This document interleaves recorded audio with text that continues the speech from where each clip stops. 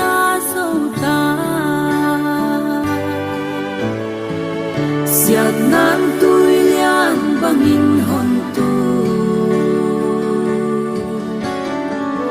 to pa o hong dam sa in o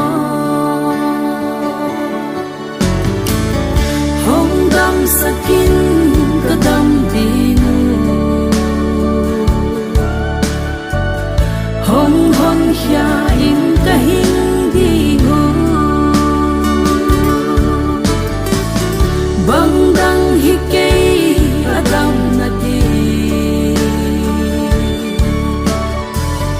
to pa o nang kya na hizo ka khut te u aliam zota ka khe te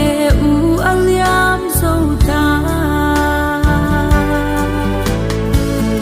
hong tuam damin kadam dingu hong longin na dam na putin hong dam sakin kadam dinu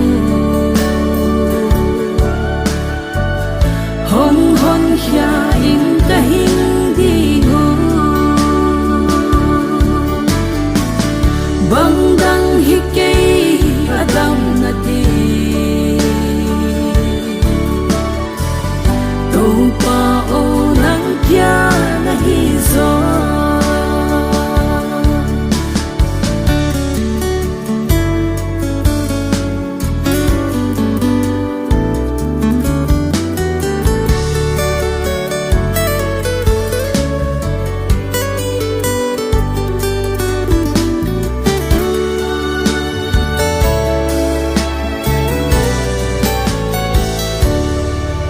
inun tak sia ki ngai sun ni man that na khuk sung i kyak ma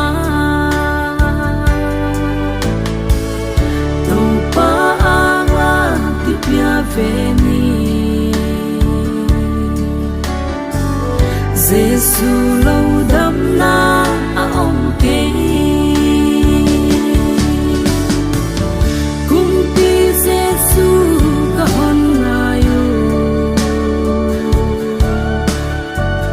lem na kung pi in hong ding in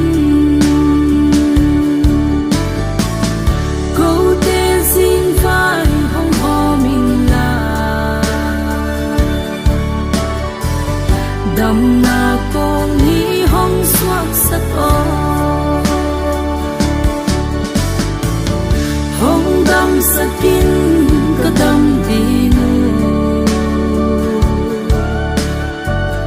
hong hon hia in kahing dingu bang dang hikay